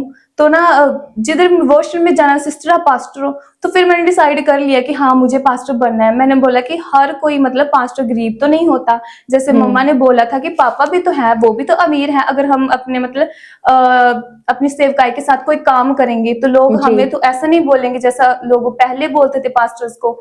तो फिर मैंने सोचा कि हाँ कोई बात नहीं, मुझे पास्टर ही बनना है। तो फिर मेरी न्यू ईयर पर ले हैंड हुई और पापा ने बोला, जैसे वो ले हैंड कर रहे थे तो उन्होंने बोला कि वायर रिसीव करो अपने हेवनली रिश्ते। तो मैंने ना ये रिसीव कर लिया। तो फिर उसी साल मुझे एक मतलब कि था नहीं मेरी चॉइस कि मुझे एक पास्टर के साथ मैरिज करनी है। जी। तो परमेश्वर के हेवन से ये रिश्ता पहले से जुड़ा हुआ था, तो उस कॉलिंग को परमेश्वर ने पूरा करना था, बिल्कुल। इसलिए परमेश्वर ने न्यू ईयर पर मुझे जनवरी महीने में एक हेवनली रिश्ता दे दिया। तो वो एक पास्टर है। तो मैंने ये सोचा कि परमेश्वर पास्टर तो बहुत सारे हैं, तो मुझे ऐसे ही पास्टर के साथ मैरिज करनी है जो स्पिरिचुअल फादर के साथ ही रहता हो, वो ओके। उनके जैसा हो। पहले मैं विरोध में थी उनके, तो फिर मैंने सोचा कि मेरे स्पिरिचुअल फादर जैसा ही होना चाहिए। तो उसके बाद ना एक हेवनली रिश्ता मेरी लाइफ में परमेश्वर ने भेजा और उन्हीं के एक स्टूडेंट। तो उसके बाद मैंने सोच लिया कि हाँ अगर परमेश्वर चाहता है तो मैं इनके साथ मिलकर ही परमेश्वर की महिमा करूंगी। जी। तो उसके बाद ना मैंने फास्टिंग प्रेयर में रहना शुरू कर दिया। तो अब मैं तैयारी में हूँ कि परमेश्वर मुझे जल्दी अपने कामों के लिए यूज करे। जी, तो ना अब मेरी एक पास्टर के साथ एंगेजमेंट हो चुकी है। तो अब बस परमेश्वर मुझे अपने टाइम, राइट टाइम पर अपने लिए यूज करे अपनी जी। महिमा के लिए। जी, आपकी जो गवाही है किस तरह से दुष्ट आत्मा के अटैक आपके ऊपर होते थे और इतने ज्यादा आप डिप्रेस्ड रहते थे, घर भी छोड़ दिया था, हाँ जी। अपने घर वालों से नफरत करते थे, हाँ जी। और मतलब कि कोई होप आपको नजर नहीं आती होगी नहीं, तब, बिल्कुल ही और मुझे आपका तो। जीवन हाँ पूरा जी। अंधकार में था। आपको लगता था कि एक दिन ऐसा भी आएगा कि आप परमेश्वर की महिमा के लिए गवाही देंगे, आप आजाद होंगे? कभी आपको लगता था कि आप बचेंगे, क्योंकि परमेश्वर आपकी लाइफ में तब थे लेकिन आपको नजर नहीं आ रहे हाँ थे? जी। कभी लगता था ऐसा मोमेंट आएगा? नहीं, कभी नहीं लगता था, क्योंकि मेरे ऊपर जो सुसाइडल स्पिरिट थी ना, जी। वो तो मुझे हमेशा मरने के लिए गाइड करती थी। तो मैंने अपनी सिस्टर को बोलना, सिस्टर दीदी जब मैं मर जाऊंगी ना तो मेरे पास मेरी ये फेवरेट चीजें रख देना। तो अच्छा। उन्होंने मुझे गुस्से से बोला कि तू ऐसे ही बातें करती रहती है, तू ऐसे क्यों बोलती है? तो मैंने बोला तुझे मेरे साथ क्या मतलब, मैं ना तुझे बोल रही हूँ जब मैं मर जाऊंगी ये चीजें मेरे पास रख देना। तो ना मैं यही बताना चाहती हूँ कि जो परमेश्वर है ना किसी को व्यर्थ नहीं चुनता। जी। जो मेरी लाइफ पूरी मतलब कि खत्म हो चुकी थी, परमेश्वर ने उसको पूरी तरह से दोबारा नया बनाया है। जी। जो मैं समझती थी कि मैं किसी एक विश्वासी के पास भी खड़े नहीं हो सकती, मैं अपने आप को इतना गंदा इंसान समझती थी, तो परमेश्वर ने मुझे इस लायक बनाया कि मैं एक प्रीचर बन सकूं, परमेश्वर की दासी के रूप में इस्तेमाल हो चुकूं। तो परमेश्वर ने मुझे ऐसे मतलब अपने महिमा के लिए उठाया है। तो जो लोग मतलब कि आज भी जिनकी कई कई लोग हैं ऐसे जो बोलते हैं कि परमेश्वर इनका जिंदा नहीं है, मरा हुआ है, पर हमारा यीशु मसीह जिंदा खुदा है, जो उन्होंने हमारे लिए जो मारा गया, गाड़ा गया और तीसरे दिन फिर मुर्दों में से जी उठा। तो ऐसा किसी का भी नहीं है कि कोई मरकर जी उठा जी। होगा, पर हमारा परमेश्वर एक ही परमेश्वर जो मर के जी उठा। आज लोग कुछ भी बोले, जो पर परमेश्वर की ओर से चुने गए होते हैं ना, उनको परमेश्वर हमेशा संभाल के रखता है। बिल्कुल। तो फिर इसके बाद ना मेरी लाइफ में एक और इंसिडेंट हुआ था। जी। तो मैंने एक दिन घर पे ऐसे थोड़ी टेंशन में थी, तो मैंने ना अपनी मम्मा के साथ बोला कि मम्मा मुझे ना ऐसे ऐसे टेंशन है कि आपकी ना 3 लड़कियां हैं, तो आपने कभी आपके मन में हुआ नहीं कि मेरी 3 लड़कियां हैं और एक ही बेटा है? मैंने बोला कि आजकल अगर किसी की एक लड़की हो जाए तो लोग रोने लग जाते हैं, तो आपकी तो 3 लड़कियां हैं, क्या आपके मन में कभी ऐसा कुछ आया नहीं? तो उन्होंने मुझे बोला कि ना ऐसा मेरे मन में तो नहीं था, ना तुम्हारे पापा के मन में था। तो ना जब जब तुम हुई थी, जब हमारी पहली लड़की हुई थी, तो किसी ने कुछ नहीं बोला, सब खुश थे कि कोई बात नहीं, एक ही लड़की है। तो फिर दूसरी हो गई तो कोई बात नहीं। जब मैंने बोला कि जब मैं हुई तब, उन्होंने बोला जब तू हुई ना तो हमारे घर में रोना ही पड़ गया। तो अच्छा। ऐसे मैंने बोला कि मम्मा रोना क्यों पड़ गया? तो मेरा तो जन्म हुआ था, तो फिर लोग मरने जैसे क्यों रो रहे थे? उन्होंने बोला कि बेटा आपको पता है कि लोग लड़कियों को ज्यादा नहीं चाहते। तो फिर ना मैंने उनको बोला कि कोई बात नहीं, अगर मतलब मेरे होने पर अगर रोने लग गए तो कोई बात नहीं। फिर ना मेरी मम्मा ने ये बोला कि सभी नहीं रोए थे, मैं और तेरे पापा जो है ना, तो इन्होंने ना, तेरे पापा ने ये बोला था कि अगर मेरी बेटी को परमेश्वर ने जन्मा है, परमेश्वर ने पैदा किया, तो कुछ तो प्लानिंग होगी। जी। कोई बात नहीं, जो मेरे ये बेटियां ना, ये मेरे बेटे ही हैं। तो उसके बाद ना फिर ना मैं इन्हीं बातों को सोचती थी कि हम तो 3 बहनें, हम क्या करेंगे आगे। फिर जब ना मैं ऐसे बैठी थी चर्च में, तो पापा जी आए उस दिन, तो उन्होंने आकर ना, मुझे नहीं पता कैसे, पर परमेश्वर ने उनको गाइड किया। तो उन्होंने आके बोला कि ना तुम्हारी जो स्पिरिचुअल मदर है सोनिया यूसुफ नूरुल्लाह जी, ये भी 3 बहनें हैं जो ना जब ये पैदा हुई थी तब भी लोग रोने लग गए थे। तो मैंने ना जब घर पे थी ना, मैंने उनको बोला कि मम्मा ऐसे कोई ना ऐसे नहीं कोई बोल सकता कि मेरे 3 बेटियां हैं, है ना, तो मैं इसको बेटा ही बोलूंगा। मैं कहा ऐसा नहीं होता, सबको दुख होता है। तो ना फिर मैंने स्पिरिचुअल फादर की बात सुनी कि उन्होंने बोला कि जो हमारी स्पिरिचुअल मदर है वो भी तीसरी लड़की है, उनके जन्म पर भी लोग रोए थे। तो मैंने ये बात सुनकर उसी टाइम रोना शुरू कर दिया कि शायद परमेश्वर की प्लानिंग मेरी लाइफ में भी मम्मा जैसी ही होगी। तो उसके बाद परमेश्वर ने, मैंने ना अपने दिमाग में ठान लिया कोई बात नहीं कि लड़कियों को कुछ भी लोग समझे, पर जब तीसरी लड़की या तीसरी हो या कितने भी नंबर वाली हो, तो जो परमेश्वर उसको चुनता है वो चुन ही लेता है। तो बिल्कुल। वो जिसको लोग तुच्छ जानते हैं, जिसको लोग पूरा छोड़ देते हैं, परमेश्वर उन्हीं को चुनता है। जैसे बाइबल में लिखा है ना कि परमेश्वर जगत के तुच्छ और निर्बलों को चुनने के लिए आया है। तो जो मैं थी, मुझे लगता था कि मैं मर जाऊंगी, मेरी लाइफ मुझे दिखती नहीं थी। तो कई सिचुएशन थी जो मेरी कंट्रोल में नहीं थी, मेरी थिंग्स मेरी कंट्रोल में नहीं थी, मेरा बोलना मेरे कंट्रोल में नहीं था। तो परमेश्वर ने मुझे अपनी महिमा के लिए चुना और मेरी सारी सोचों को चेंज किया। और जो मैं समझती थी कि ना कि मैं एक ऐसा इंसान हूँ जो सबसे गंदा हूँ, तो परमेश्वर ने मुझे उस गंदे इंसान को चुनकर एक अपनी मतलब सेवकाई के लिए मुझे इस्तेमाल किया। और तो फिर मैं कि परमेश्वर मतलब कि कोई ये नहीं देखता कि कोई लड़की है, लड़का है या फिर कुछ भी, परमेश्वर चुनने पर आए तो वो किसी को भी चुन सकता है। जैसे कई इंसिडेंट्स हैं हमारी बाइबल में, कई लोगों को चुन लिया, एस्तर को चुन लिया, रूत को चुन लिया, मूसा को चुन लिया। मूसा में भी तो कमी थी, मेरे अंदर भी कमी थी, परमेश्वर ने मेरी वो कमी को दूर करिया। तो फिर जैसे मूसा को एक मिल गया ना हेवनली पार्टनर उनको, कि वो उनके साथ मिलकर परमेश्वर की महिमा कर सके, तो इसी तरह मुझे भी परमेश्वर ने एक हेवनली पार्टनर दिया जिसके साथ मिलकर अब मैं सेवा करूंगी और परमेश्वर की नाम को महिमा दूंगी। और ये गवाही जो मेरी लाइफ में है, तो अगर कोई और भी है जैसे मेरे जैसा होता था, जिसको अगर उनकी लाइफ में भी ऐसा होता है तो कोई बात नहीं, ऐसा नहीं है कि कोई मतलब कि शुरू से अच्छा होता है। गंदे इंसान को ही परमेश्वर सबसे पहले चुनता है, जिसको कोई भी नहीं चुनता उसको परमेश्वर चुनता है। जैसे मेरा मन तब टूट चुका था, तो जैसे बाइबल में लिखा है कि टूटा मन परमेश्वर के योग्य बलिदान है। ऐसा नहीं है कि आज मेरे साथ कुछ नहीं होता, कई चीजें हो जाती हैं, तो तब मतलब कि विश्वास नहीं था, पर आज ऐसा विश्वास है कि अगर कुछ हो भी गया तो कोई बात नहीं। परमेश्वर ने बोला ना कि अगर तुम्हारा मन टूट जाता है तो मेरे आगे आओ, मेरे आगे रो, किसी और के आगे क्यों रोना। तो परमेश्वर ने बोला कि मैं तुम्हारा बाप हूँ, तुम मेरे बेटे हो, तुम मुझे हुक्म करो, तुम मेरे साथ बातें करो, मेरे आगे प्लीज प्लीज करके रो मत, तुम सीधा मुझे बोलो, मैं तुम्हारा बाप हूं ना। अपने मन की बातें खोल के परमेश्वर के आगे रख, जैसा मतलब कि हमारे फिजिकल पेरेंट्स हैं, उनसे हम हक से मांगते हैं ना, बिल्कुल। तो इसी तरह से अब मैंने हक से मांगना शुरू कर दिया। पहले मैं बोलती थी परमेश्वर प्लीज मेरे साथ ऐसा हो जाए, ऐसा हो जाए, पर मैं अब बोलती नहीं, कोई प्लीज नहीं, परमेश्वर तू मेरा बाप है ना, तूने मुझे चुना है, तो आगे भी तू ख्याल रखेगा ना, जो मुझे चीजें नहीं मिली वो मुझे तू दे। अगर तेरी मतलब कि अगर तेरी कोई प्लानिंग है मेरी लाइफ में, तो उसको पूरा करने के लिए आप ही मुझे यूज करो। अगर मैं फास्ट नहीं रख सकती तो परमेश्वर आप मुझे इतनी ग्रेस दो कि मैं फास्ट रख सकूं। तो अब मुझे परमेश्वर ने इतनी ग्रेस दी है कि मैं उसके लिए प्रार्थना करूं, फास्ट करूं। और स्पेशली कि नाइट्स प्रेयर सबसे ज्यादा जरूरी है, नाइट्स प्रेयर, क्योंकि नाइट्स प्रेयर को ही जादू टोने के अटैक्स होते हैं रात को ही। तो तब तो हमें समझ नहीं थी, बट अब हम ना रात को जब लोग जादू टोने के अटैक करने शुरू करते हैं तो अब हम रात को प्रार्थना करने लग जाते हैं, क्योंकि बाइबल में लिखा है कि याकूब के घराने पर कोई जादू टोना नहीं चल सकता। तो इस वजह से अब हम परमेश्वर की महिमा के लिए तैयार हैं। तो जब ना मैं पहले क्वायर में थी तो परमेश्वर की सेवा कर रही थी, तब ना मेरा विश्वास इतना ज्यादा, जो मैं मतलब कि चर्च में आना भी नहीं चाहती थी, जो अपने स्पिरिचुअल फादर को इतना बुरा बोलती थी। तो ना उसके बाद हम ना मनाली में रहते थे इतनी दूर, तो मैं ना वहां से अकेली आती थी चर्च में, जो मेरे मतलब फैमिली को मेरे पर विश्वास नहीं था कि कहीं ये सुसाइड न कर ले, ऐसे वैसे। अब उनको परमेश्वर के ऊपर इतना ज्यादा विश्वास है कि मैं वहां से अकेली आती थी, 5-5 दिन मेरे इधर ही लग जाते थे। उनका विश्वास परमेश्वर के ऊपर और मेरा भी परमेश्वर के ऊपर। मैंने बोला परमेश्वर जो विश्वास मैंने खो दिया है, मतलब मैं किसी इंसान के बोलूंगी ना उनको जाके मेरे ऊपर विश्वास करो, तो मेरे ऊपर विश्वास नहीं करेंगे। तो मैं तुझे बोलती हूँ कि उनका विश्वास मेरे ऊपर बना कि मैं नहीं सुसाइड करूँ, मैं कुछ गलत नहीं करूंगी।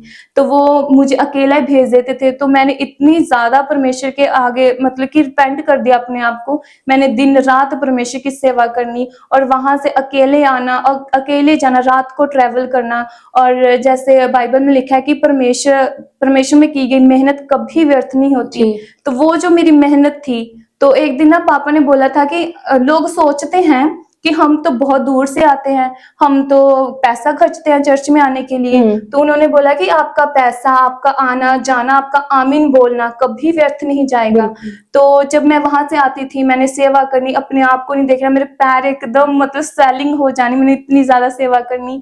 तो उसी सेवा का फल परमेश्वर ने मुझे दिया कि वो मेरा आमीन बोलना, मेरा चर्च में आना, रात रात को ट्रैवल करना बिल्कुल भी व्यर्थ नहीं गया। और परमेश्वर ने आज मुझे अपनी महिमा के लिए एक हेवनली पार्टनर देकर चूज किया, और परमेश्वर अपनी मतलब महिमा के लिए मुझे जल्दी इस्तेमाल करेंगे। जी। जी, बाइबल भी कहती है कि मसीह में की गई मेहनत व्यर्थ नहीं जाती। हमारे स्पिरिचुअल फादर अपोस्टल जी एक बात कहते हैं, दुनिया की सबसे कीमती चीज है समय। अगर आप समय देते हो ना परमेश्वर को, चाहे सेवा करते हैं, चाहे आप मनाली से यहाँ आते थे सेवा करने के लिए, चाहे हम नाइट में प्रेयर में बैठते हैं, अपनी नींद भी खराब करते हैं, तो वो कभी भी व्यर्थ नहीं जाता। परमेश्वर अपने टाइम पे आपको पे बैक करता है। चाहे अभी नजर ना आए, लेकिन वो आएगा, वो रिजल्ट आएगा। परमेश्वर किसी का नहीं रखता। तो फादर बोलते हैं कि समय सबसे कीमती है, अगर वो आप प्रभु को देते हैं तो परमेश्वर उसका भी रिटर्न देता है आपको। तो अभी आपकी जो टेस्टिमनी है बहुत ही ज्यादा अद्भुत है और बहुत लोगों के लिए एक होप भी बनेगी। तो मैं आपसे एक सवाल करना चाहती हूँ कि आज जितने भी यंगस्टर्स आपको देख रहे हैं जो डिप्रेशन में है, जो आपकी तरह सिचुएशन में थे, क्योंकि आपकी हीलिंग भी एक टेस्टिमनी से हुई है, हाँ जी। तो आप उनको क्या मैसेज देना चाहते हैं? तो आज जितने भी यूथ मुझे देख रहे हैं, तो मैं उनको यही बताना चाहती हूँ कि जैसे मेरी हीलिंग एक टेस्टमनी को सुन के हुई, तो आप भी टाइम पर चर्च आया करो। आप ये मत बोला करो कि टेस्टमनी के बाद हम चर्च में जाएंगे। तो अब अगर आप टेस्टमनी सुनोगे तो टेस्टमनी के साथ ही आप हीलिंग को पाएंगे। क्योंकि जिस तरह मैंने एक टेस्टमनी को रिसीव किया, आमीन बोला, चर्च में आई, परमेश्वर की महिमा की, उसके साथ मतलब पूरा समय अपना स्पेंड किया, तो इसी तरह से अगर आप किसी की टेस्टमनी सुनकर हील हो रहे हो तो परमेश्वर की महिमा है इससे। और मैं सभी यूथ को यही देना चाहती हूँ मैसेज कि आप किसी भी तरह की किसी भी सिचुएशंस में हो तो कोई बात नहीं, परमेश्वर ने जैसे मुझे चुना, जैसे परमेश्वर तुच्छों को चुनता है, उसने मुझे चुना, परमेश्वर आपको भी जरूर चुनेगा। अगर आप बोल रहे कि आप डिप्रेशन में हो तो कोई बात नहीं, जो परमेश्वर के सिर के ऊपर कांटों का ताज है उन्होंने इसीलिए पहना कि आप डिप्रेशन से आजाद हो जाओ, और जो उन्होंने कोड़े खाए हैं वो इसलिए खाए कि हम हर बीमारी से आजाद हो जाए। तो परमेश्वर ने हमसे और जगत से ऐसा प्रेम रखा कि उसने अपना इकलौता पुत्र भी नहीं रखा, और जो हमारे लिए मारा गया, गाड़े गया और तीसरे दिन मुर्दों में से जिंदा हो गए, वो इसीलिए हुआ है कि हम उसके साथ पूरी तरह से सेवा में रहें। और जब परमेश्वर अपने ऊपर गए, स्वर्ग में गए, तो उन्होंने जाते टाइम एक सबको आज्ञा दी कि जाओ और जगत में जाकर सुसमाचार प्रचार करो। और जब हम लोगों को अपनी टेस्टिमनी बताएंगे, चर्च के बारे में किसी को बताएंगे, तो ये हमारा सुसमाचार ही है। आप डरो मत और अड़े रहो, खड़े रहो और परमेश्वर की महिमा करो। और मैं एक और बात कहना चाहती हूँ कि जैसे मतलब परमेश्वर की महिमा के लिए यूज हो रही हूँ, तो आजकल की कई लड़के ऐसे हैं कि जो हिंदी सॉन्ग्स पर भी वीडियो बनाते हैं, अन्य जातियों की तरह बिहेवियर करते हैं, जो क्रिश्चियंस स्पेशली वो जो ना पेट दिखाकर वीडियोस बनाते हैं और शोल्डर्स दिखाकर वीडियोस बनाते हैं, अन्य सॉन्ग पर वीडियोस बनाते हैं, तो ऐसी कोई भी बात अच्छी नहीं है। क्योंकि वचन में लिखा है कि आप ठोकर का कारण मत बनो। इस तरह ये चीजें करने से आप ठोकर का कारण बन रहे हो। जो लोग हमें देखकर, क्रिश्चियंस को देखकर, हमारी लाइफ के टेस्टिमनीज को देखकर चर्च में आएंगे, वो भी आपसे ठोकर खाकर फिर नहीं आएंगे। इससे बेटर है कि आप जैसा यीशु मसीह ने बोला ना कि लड़कियों का तन हमेशा ढका होना चाहिए, तो इस तरह से रहो। अगर परमेश्वर ने आपको चुनना है, तो अगर आप चाहते हो कि परमेश्वर हमारी लाइफ में बहुत सारी बिगेस्ट टेस्टिमनियों के साथ हमें खड़ा करे, तो आप परमेश्वर के साथ पूरी तरह वफादार हो। क्योंकि बाइबल में लिखा है ना कि आप ना या तो पूरे ठंडे हो जाओ और या तो पूरे गर्म हो जाओ। क्योंकि आप ऐसे गुनगुने मत बनो और आधे आप स्पिरिचुअल हो और आधे आप दुनियावी हो। ऐसा अगर आप ऐसा करोगे तो परमेश्वर आपको उगल देगा। इस तरह से मैं आपको ये मैसेज देना चाहती हूँ कि आप कोई भी ऐसी चीजें मत करो जो अन्य जाति ठोकर का कारण बन जाएं। और लिखा है परमेश्वर ने कहा कि लास्ट में मैं आपको यही बताना चाहती हूँ कि जो लोग बोलते हैं कि परमेश्वर धर्म जात को बदलता है, तो मैं आज उनको ये बोलना चाहती हूँ कि परमेश्वर कोई धर्म जात नहीं बदलता, वो लाइफ को चेंज करता है। वो जिंदा खुदा है, अपनी हेवनली चीजों के साथ हमें ब्लेस करता है। कि जो मेरी लाइफ थी तो मैं कुछ भी नहीं था, तो और परमेश्वर ने जो मुझे चुना है तो उसने मेरी लाइफ को चेंज किया है और मेरे धर्म जात को उन्होंने नहीं बदला। क्योंकि अब जो मेरे फादर है, मेरे दादा, जो मेरे भाई है, उसके नाम पीछे अभी भी सिंह ही लगता है। तो इस वजह से हमने अपना नाम नहीं चेंज कर लिया और हमारा कोई धर्म नहीं चेंज हुआ, हमारी लाइफ चेंज हुई है। जो लोग बोलते हैं कि यीशु मसीह धर्म चेंज करता है, इससे बेटर है कि आप चर्च में आओ और एक बार देखो कि परमेश्वर हमारा कितना भला है। अगर आप देखोगे तो ही आप विश्वास करोगे, और ये बातें मत फैलाओ कि परमेश्वर धर्म चेंज करता है। परमेश्वर हमारी लाइफ को चेंज करता है। और आप सब ब्लेस हो जाओ इस टेस्टमनी के साथ, और सबको जय मसीह की। जी, बहुत ही अमेजिंग गवाही आपकी। और बाइबल हमें ये भी बताती है कि सब बातें मिलकर भलाई ही को पैदा करती है। परमेश्वर ने आपको चुनना था, वो दुष्ट आत्माओं के अटैक आप पे होने लगे, शैतान को भी पता लग गया कि ये परमेश्वर की चुनी हुई है, इसीलिए शैतान भी उन पर ज्यादा अटैक करता है ताकि वो परमेश्वर की कॉलिंग तक आपको ना पहुंचने दे। लेकिन परमेश्वर सबसे बड़ा परमेश्वर है, वो जानता है कि अपने बच्चों को उन्होंने कैसे संभालना है, कैसे बचाना है, और परमेश्वर आपको अपने पास ले ही आया। और आज आप परमेश्वर की महिमा के लिए यहाँ पे गवाही दे रहे हैं और आगे भी परमेश्वर के कामों के लिए इस्तेमाल होंगे। तो आप यहाँ पर आए, आपका बहुत बहुत धन्यवाद। मेरा विश्वास है कि जितने भी लोग आपको सुनेंगे, आप बहुत ही यंग हैं। कितनी एज है आपकी? 23 एज है, और परमेश्वर ने आपको एज अ पास्टर चुन लिया है। और जितना भी यूथ हमें देख रहा है, अपने जीवन को, अपने चाल चलन को परमेश्वर के सदृश बनाए, जैसा परमेश्वर बाइबल में कहता है वैसे बने, क्योंकि परमेश्वर की हर एक की लाइफ में बहुत बड़ी योजना है। लेकिन लोग आधे संसार में है, आधे परमेश्वर में है। इस वजह से सिर्फ कॉलिंग डिले होती है और कुछ नहीं। परमेश्वर की सबकी लाइफ में बड़ी योजना है और लोग अपनी कॉलिंग को डिले करते हैं। आप जान गए, इसलिए परमेश्वर के रास्तों पे आपने चलना शुरू किया और यहाँ तक पहुंच गए, और आगे भी परमेश्वर आपको बहुत बड़ी रीति से यूज करेगा। जी, अभी आपने सुना इवेंजलिस्ट की सोनाक्षी जी की गवाही को, किस तरह से परमेश्वर ने इनकी जिंदगी में काम किया। बहुत सारे अटैक्स थे, बहुत सारे स्ट्रगल्स थे, लोग इनको अच्छा नहीं समझते थे और इनके झगड़े होते रहते थे, घर तक इनको छोड़ना पड़ गया था क्योंकि दुष्ट आत्मा इनके ऊपर अटैक करता था। लेकिन यीशु मसीह के पास जब आए, यीशु मसीह ने इन पर दया दिखाई और इनके मन को खोला, ये परमेश्वर को जान पाए और परमेश्वर के समीप गए। परमेश्वर के राज्य के लिए इन्होंने मेहनत की, इतनी दूर से परमेश्वर की सेवा के लिए, मनाली से जलंधर तक का सफर कितना दूर है, लेकिन ये आते थे, परमेश्वर ने इनको संभाल के रखा। आज ये यहाँ पे परमेश्वर की गवाही दे रहे हैं, परमेश्वर के नाम को ऊंचा कर रहे हैं। तो आप भी अगर अपनी लाइफ में परमेश्वर के अद्भुत कामों को देखना चाहते हैं तो परमेश्वर में आपको मेहनत करनी होगी, क्योंकि मसीह में की गई मेहनत कभी व्यर्थ नहीं जाती।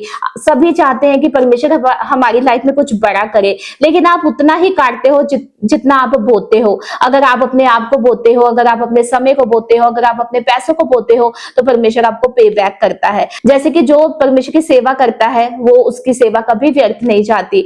तो आप किसी ना किसी तरीके से परमेश्वर के कामों में योगदान दे सकते हैं। वो कोई भी तरीका हो सकता है। आप परमेश्वर से पूछिए आप किस तरह से उनकी सेवा कर सकते हैं, क्योंकि हम इस धरती पे खाली आशीष लेने के लिए नहीं बुलाए गए कि हम संके चर्च चल जाएं और परमेश्वर हमें ब्लेस करे। हम कुछ एक्स्ट्रा हमें परमेश्वर के लिए करना है। अगर परमेश्वर ने हमें ये सांसें दी है, हमें ये शरीर दिया है, हमें भला चंगा रखा है, तो हम भी परमेश्वर के लिए कुछ करें, ताकि हम जब स्वर्ग जाएं तो परमेश्वर हमसे प्रसन्न हो सके। तो जितने भी लोगों ने इस गवाही को सुना है, अगर आपने इस गवाही से आशीष को पाया है तो आप इसे ज्यादा से ज्यादा शेयर करें, ताकि जितने भी लोग इस तरह की प्रॉब्लम में है उनको अपने क्वेश्चंस का आंसर मिल सके। और इसके अलावा आप भी अगर अपनी गवाही को हमारे चैनल पे देना चाहते हैं तो नीचे दिए गए नंबर पे आप हमें अपनी गवाही को व्हाट्सएप कर सकते हैं विद नेम और विद लोकेशन, आप कहां से हैं, आपको कॉल नहीं करना है। इसके अलावा अगर परमेश्वर आपके मन में डाले, आप इस सेवकाई को सपोर्ट करना चाहते हैं, तो अभी आपके स्क्रीन पे QR कोड और अकाउंट नंबर आ जाएगा। आपके मन में जितना भी परमेश्वर डाले आप हमें सपोर्ट कर सकते हैं, अपनी ऑफरिंग को भेज सकते हैं, ताकि हम परमेश्वर के कामों को और तेजी से आगे लेके जाएं। बने रहिए क्राइस्ट टीवी के साथ। सबको जय मसीह की। God bless you all.